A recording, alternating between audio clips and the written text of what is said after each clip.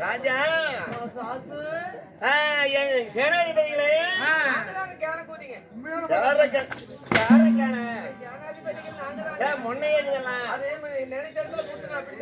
அப்படியே இருந்தாலும் மாதவே நான் கேட்கக்கூடிய கேள்விக்கு பதில் வர வேண்டும்.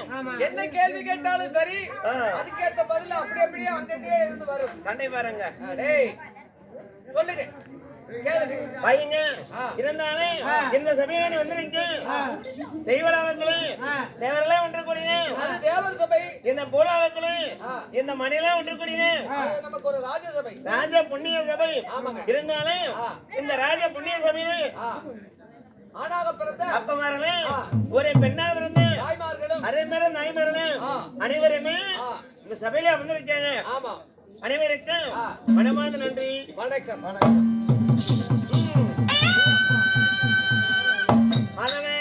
இருந்தாலும் இந்த சபையில அது இன்று என்ன நாடகம்?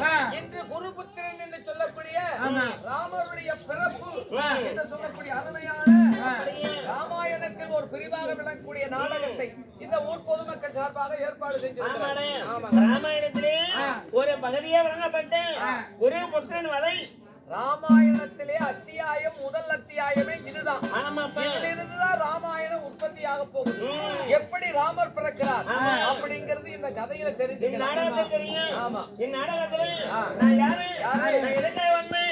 காதுகோசரம் தான் இல்ல எதுக்காக வந்திருக்கிறீங்க அப்படின்னு சொன்னாலே தெரியும். நான் எதுக்காக வந்தேன்?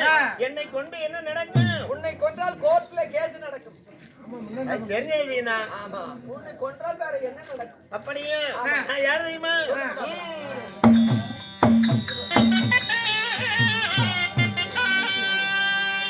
சத்தியலாக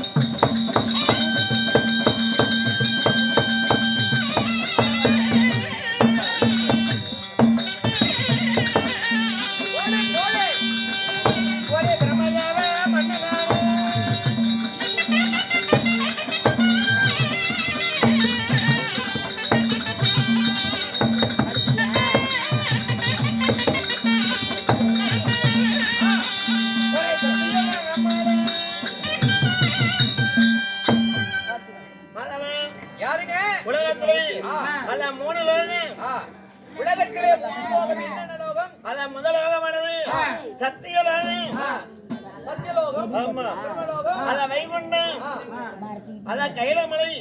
இந்த மூணு லோகத்தையும் முதல் யோகமா வழங்கக்கூடிய சத்தியலோகத்தை அழகின்ற என் பேர் தான் அத பிரம்மலோகம். ஐயா சாமி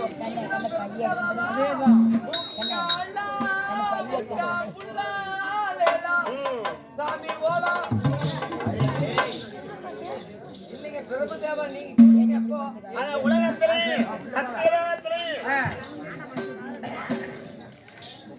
சத்தியலோகத்திலே என் பேர் பிரம்மாவே இருந்தாலே உலகத்திலே யானை முதல் எறும்பு வரை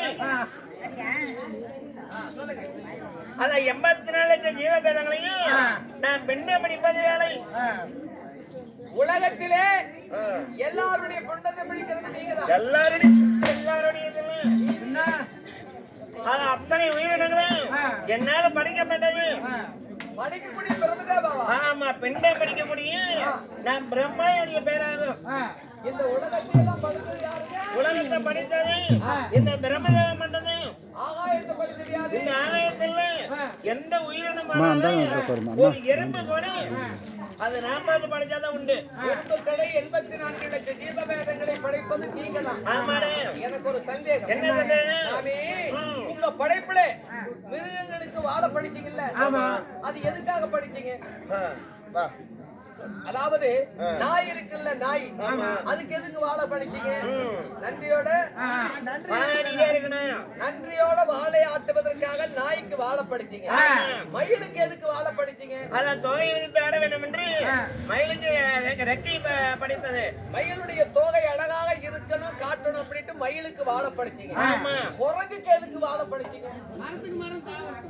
இங்க இருந்து அங்க போகணும் இல்ல, வாழை சுத்திக்கிட்டு மரத்து கிளையில இருந்து தொங்கணும் இல்ல. சரி, எலிக்கு எதுக்கு வாழ படிச்சீங்க?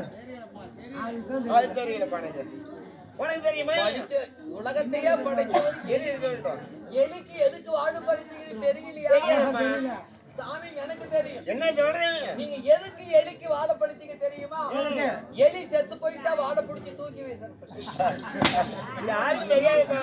எல்லாத்தையுமே சாப்பிட்டேன். ஆமா. இல்ல அதுதான் யாராவது எலி செத்துட்டா அப்படி பிடிச்சி தூக்கி அப்படி வீசிடுவாங்க. வாழைப்பழத்தை பிடி தூக்குவாங்க. ஆமா. அப்படி இந்த உலகத்தையே படைக்கக்கூடிய பிரம்மதேவனாக இருந்தாலும் உங்களை பெற்றவங்க யார்? அதாவது மாநில பிறவிகள்ல ஒரு முகம் போல ஒரு முகம் தெரியாம ஒவ்வொருத்தருக்குமே ஒவ்வொரு முகம் மாறி படைப்பது நான் தான் வேலை. சரி, உங்களை படைப்பது உங்களுடைய தொழில். ஆனா இருந்தாலும் உங்களை படைத்தது யாரு? சத்தியோகத்துல ஆண்டு வந்தானே எனக்கு தொழிலை பெண்ண படிக்கக்கூடிய தொழிலா இருந்தானே என்னையும் படிச்சாங்களே என் தாய் தந்தை. நான் எப்படி பிறந்தேன்? நான் ஒன்னாட பிறந்தனா இல்லையாடா? ஒரு தாயின் அங்கத்திலே நான் கருவா உருவாகி அத உருவா பிண்டமாகி பிண்டமே வேடமாகி 10 திங்கள் கழித்து ஒரு அங்கத்திலே குழந்தை எப்படி பிறக்கும்? குழந்தை போக்குறது நான் பார்த்தது இல்ல சாமி. கல்யாணம் பண்ணிட்டியா? கல்யாணம் பண்ணிட்டியா? இல்லைங்க, இப்பதான் இடம் தேடுறாங்க. என்ன இதுக்கு அடங்க மாட்டாங்க? இல்லைங்க, ஒரு பிள்ளையானது ஒரு தாய் எப்படி குழந்தை பேக்குறாங்கன்னா அவங்களை கேட்டாதான் தெரியும். ஆனா கருவே உருவாகி பிறப்பது குழந்தை. உங்களுக்கு அந்த சந்தேகம் தானே? தாயா எப்படி புள்ள பேப்பாங்க? தாயா முக்கி பேப்பாங்களா? எல்லாத்துக்கும் தெரியும் இல்லையா? அத கருவே உருவாகி ஒரு தாயுடைய அங்கத்திலே பிறந்ததே குழந்தை எல்லாமே. நான் அப்படி கிடையாது. ஒரு அம்மாவுடைய வவுத்துல நீங்க பிறக்கலையா? கிடையாது. ஒப்பள வவுத்துல பிறக்கலையா? கிடையாதுடா. சரி, நீ சனமாரத்துல பிறந்தல. எல்லாரும் நீ அப்படியே பேசாதே. நீ எல்லாம் மாநில பெண்ணு, நானா தேவர் பெண்ணு. கூட்டை எப்படி இருக்கு? என் பெண்டம் எப்படி இருக்கு? தேவர் பெண்டம் எப்படி இருக்கு? அவரே வந்துருவாரு. ஏங்க தேவர் பெண்டம் எப்படி? மாநில பெண்டம் எப்படி? மாநில பிறவி என்று அதாவது நீ பிறந்த உடனே நீ பிறந்து வயதாகிய உடனே அத தாடி நிறைக்கும், அத தலை நிறைக்கும், நெஞ்சு முடி நிறைக்கும், எல்லாம் நிறைந்து வயதாகி போயிடுவேன். தாடி நிறைக்கும், நெஞ்சு முடி நிறைக்கும். ஆனா ஒரு முடி மட்டும் எல்லாமே நிறைக்கும். நிறைந்து நல்லான்னு கவனிப்போது இருப்பாரு. அத மாநில பிறவி அத தேவர பிறவி என்று நாங்க எப்பயுமே இப்படியே இருப்போம். உங்களுக்கு எதுவுமே நிறைக்கும். அத சாயே கிடையாது, எதுவுமே நிறைக்காது. சாவே கிடையாதா? எங்க இந்த ஒயர்ல கை வை பார்க்கலாம். என்னையா பிடிக்குது? நீ பிடிக்க, நீ தான் சாவல். என்ன பிடிச்சி என் கையை பிடிச்சி என்னையும் கொள்றதுக்கு பாருங்க. தேவர் பிண்டமா அழிவா கிடையாது. உனக்கு அழிவுல என்ன நேரம் புழக்க போட்டிருப்பேன். ஆமா, இப்படி எப்படி பிறந்தீங்க? எப்படி பிறந்தவன்? நான் யாருக்கு மகனா பிறந்தவன்?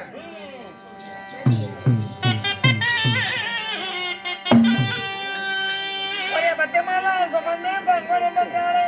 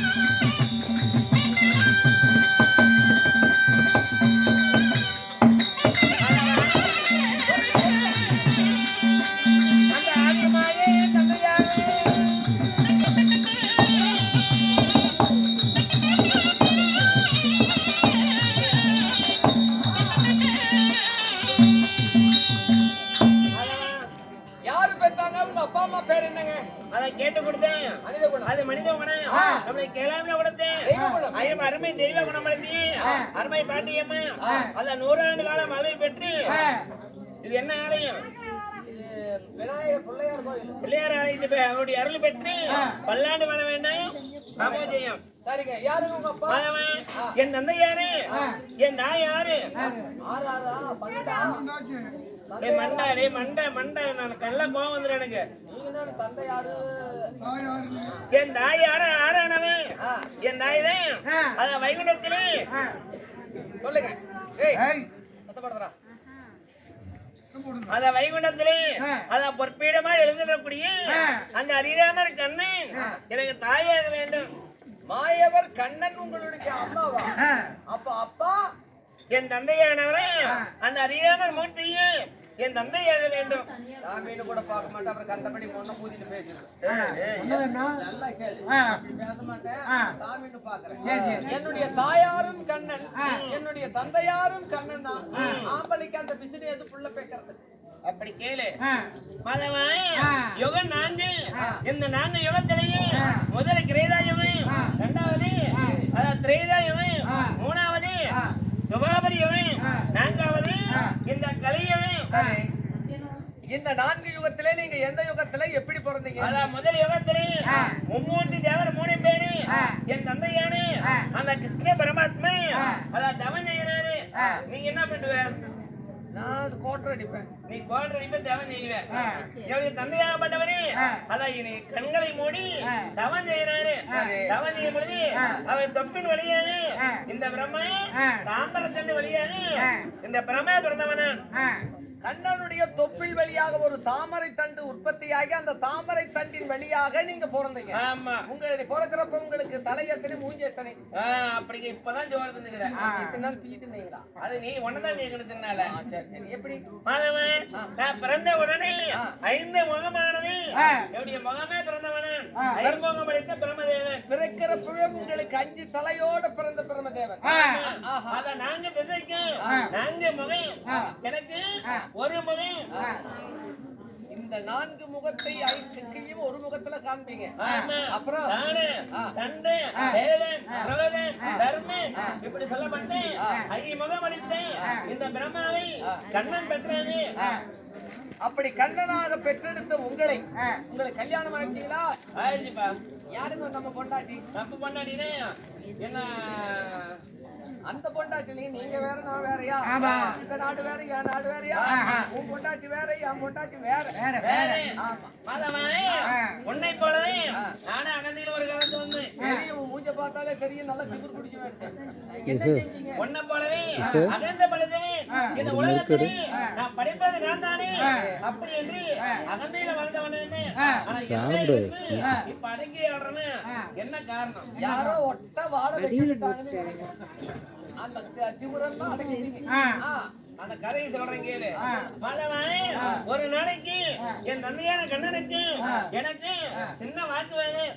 என்ன போட்டி? உலகத்திலே படைப்பது நான் தானே, நான் தான் பெரியவன் சொல்லி நான் பெரியவனா இருக்கிறேன் அப்படின்னு எங்க அப்பா நமக்கு உலகத்திலே முதல் கடவுள் யார் என்று பார்த்தா நீங்க தான். ஆமா. நீங்க ஒரு உருவத்தை உற்பத்தி பண்ணினாதான் கண்ணனானவர் காப்பாற்ற முடியும். அப்ப உணர்தான் பெருசுன்னு உங்க அப்பா அப்படின்னு என் தந்தைக்கு எனக்கு பெரிய வாக்குவாதம் பொண்ண மாதிரிதான் திமிர பிடிச்சாலே இருந்தேன். அப்படி எல்லாம் இல்ல. நீங்க சொல்லுங்க. அப்புறம் அதனால இந்த நாயத்தை யாருன்னு கேட்பது? நான் பெரியவனா நீ பெரியவனா என்று உடனடியாக என் தந்தையை கொண்டு கைலமலை பாரு. யாரு? பரமசிவன் கிட்ட. ஆமா. சிவனிடம் போய் என்ன சொன்னீங்க? அப்பொழுது அங்க சென்று மாமா பரமேஸ்வரன் இந்த உலகத்திலே 3 பேர் 3 வேலையை செய்யலாம். ஆனா நான் படிப்பது நான் படிச்சா தானே கண்ணு அழிப்பாரு, கண்ணு அழிஞ்சா தானே பரமேஸ்வரன் படி அழைப்பாரு. அப்ப ஆறு பெரியங்க. நீ முதல்ல படைக்கிறவன் தான் பெரியவன், மத்ததெல்லாம் பின்னாடி. அப்படி என்று ஒரு கர்வம் தலைக்கேறி விட்டது.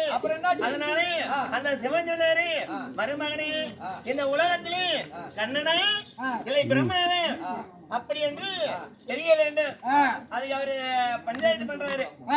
இப்படி 2 பேர்ல யாரு தலைமை யார் பெரியவர் என்பதை நான் சொல்லுகிறேன். அப்படி என்று அந்த சிவபெருமான் அந்த பூமியில நின்று இந்த பூமிக்கு அந்த ஆயத்துக்கு அப்படியே விஸ்வரூபமா எடுக்கிறாரு.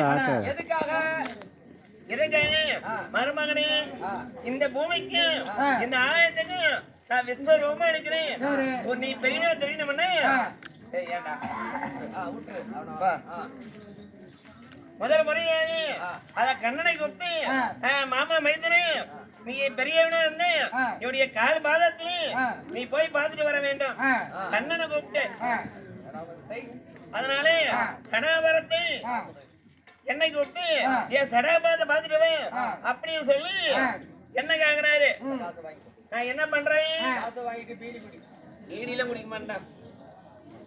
அதாவது சிவனிடம் இதுல நான் யார் பெரியவங்க ரெண்டு பேர்த்துல அப்படி யார் பெரியவங்கன்னு தெரியணும்னா என்னுடைய சடாமுடியை யார் முதலில் பார்க்கிறார்களோ அவங்கதான் பெரியவங்க அப்படின்னு என்ன கூப்பிட்டு சொல்றாரு. அப்பொழுது நான் என்ன சாதாரணமான ஆளா அப்படி என்று அண்ணன் பறவை வடிவெடுத்து அப்படியே பறந்து போயிட்டே இருக்கிறேன். சிவனுடைய ஜடாபாரத்தை பார்க்கலாம்ட்டு மேல போயிட்டே இருக்கிறேன். ஏன்னா போயிட்டு வந்ததாலே உலகத்துல நாம வருகிறேன் அப்படின்னு என் தந்தையானவரு அதான் பண்ணி அவதான் நினைக்கிறாரு. பண்ணி அவதாரம் இந்த பூமியை நோண்டி கால் பாகத்தை பார்க்கணும் இல்லையா அந்த பண்ணி அவதாரம் எடுத்து தன் மூக்கின் வழியாக அப்படி நோண்டிட்டே இருக்கிறாரு. கீழே நோன்றாரு நீ மேல போற. ஆமா யாரு முன்ன வராங்க அவங்கதான் பெரியங்க. அப்பொழுது நான் எத்தனையோ யுகமாக நான் பறந்துகிட்டே இருக்கிறேன். பறந்துட்டே இருக்கும் பொழுது என்னால ஒண்ணுமே முடியுது. அங்கிருந்து அத உலக வழியாக என் அத்தை தலாம்பு கண்ணி அவாறு கேட்டியா நீ வந்து ஜடாமுடிய பாக்கலான்னு மேல போய்கிட்டே இருக்கிறீங்க. போக போக அது உயர்ந்து கொண்டே இருக்குது. ஆனா அந்த சமயத்திலே தாளம்பூ கன்னியானவள் மேல இருந்து கீழே வந்து கீழே வராங்க. வரவழி என்னாச்சு? ஈசனுக்கு மனைவி எனக்கு அத்தை வர வழியிலே என்ன மருமகனே என்ன இவ்வளவு தூரம் எங்க மேல போய்கிட்டு இருக்கிற அப்படின்னு கேட்க என்ன கேட்க நான் சாதாரணமா சொல்றேன் நடந்ததெல்லாம் சொல்லி தடாமணியை பார்த்துட்டேன் நான் தான் பெரியவன் ஒத்துக்கிறாங்க அப்படின்னு உடனே அத்தை எனக்காக ஒரு உண்மை பொய் சொல்ல முடியுமா அப்படின்னு கேக்குறேன். அத்தைகிட்ட கடாமணியை பார்த்துட்டு சொல்லு நான் பார்த்துட்டோம்னு சொல்லு நான் தான் ஜாத்தின்னு சொல்லு அதுக்கு மேல நான் பாத்துக்கிறேன். அதாவது நான் தாளம்பூ கண்ணியே நான் மேல போக போக சிவனுடைய ஜடாபாரம் ஏறிக்கிட்டே போகுது. இந்த யுகத்துல பாக்குற மாதிரி தெரியல. நீ அங்கிருந்து மேல இருந்து வர்றதுனால நான் பார்த்துட்டேன் அப்படின்னு ஒரு பொய்ய சொல்லி அப்படின்னா அப்படின்னு என் அத்தையை சொல்லிடுறேன். உடனடியா கீழே வந்துடுறான். என் தந்தையான கண்ணை அவரும் நோன்றாரு. வந்த உடனே அந்த சிவன் கூப்பிட்டு ஏன்பா 2 பேரும் போனீங்களே யாரும் என்ன பாத்துட்டு வந்தீங்க அப்படின்னு கேக்குறாரு. கண்ணனை கூப்பிட்டு கேட்ட உடனே சாமி மைத்துனாயே நான் எத்தனையோ இடமாக நான் பண்ணி அவதாரம் எடுத்து இந்த பூமியை நோண்டனே ஆனா பார்க்க முடியல அப்படின்னு உண்மையை சொல்லிடுறாரு. நான் என்ன பண்ணேன் இந்த ஒன்னாடகர்னு அதனால மாமா நான் பாத்துட்டேன் மாமா ஜடாமுடிய பாத்துட்டேன் அதற்கு சாட்சியை வச்சுக்கிறேன்.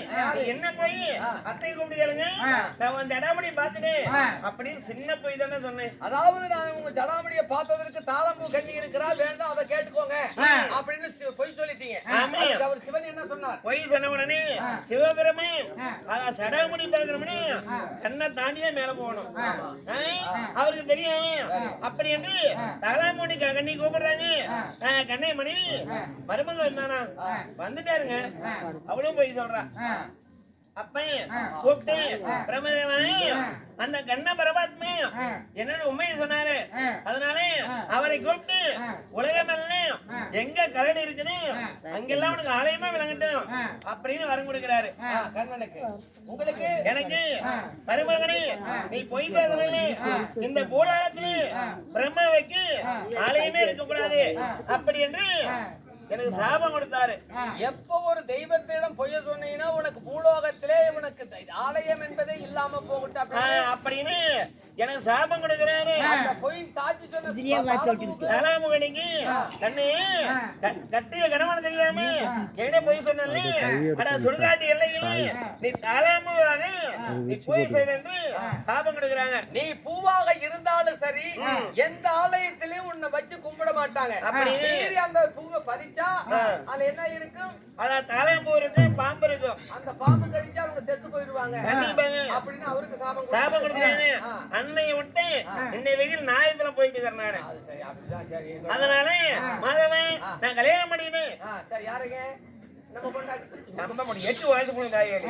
உங்க பொண்டாட்டி பேர் என்னங்க? என்னுடைய மனைவிதான் அத உலகத்திலே கல்விக்கெல்லாம் அதிபதி கலைவாணி ஆயிட்டு சரஸ்வதி. ஆமா. கிருஷ்ணி. இதான் என்னுடைய மனைவி. இதுதான் உங்க பொண்டாட்டி. ஆமாண்ணே. என்ன கையில அவ்வளவு பெருசா வச்சு? அதுதான் வீணை. போனேன் பூன் இல்லண்ணே, மண்டை வீணை. ஆமா. என் மனைவி இல்லனே நீ வாய் பேச முடியாது. ஏன்? என் மனைவி தானே லாவண அமரக்கூடியவன். சரி, சரிங்க. இருந்தாலும் மனைவியை மலையிட்டு 2 மக்களை பெற்றெடுத்து இந்த உலகத்திலே நான் வாழ்ந்து கொண்டிருக்கிறேன். இருந்தாலும் யாரோ உங்களை தவம் செய்து தவமாக தவம் இருந்து கொண்டிருப்பதை போல. ஆமாடா என் நேரத்தால் பார்த்து தவம் செய்கிறாங்க. தவத்தை மெச்சித்து நாம் அருள் புரிய வேண்டும் அல்லவா? யார் என்பதும் போய் பார்க்கலாம். பார்ப்போம். வாங்க போலாம்.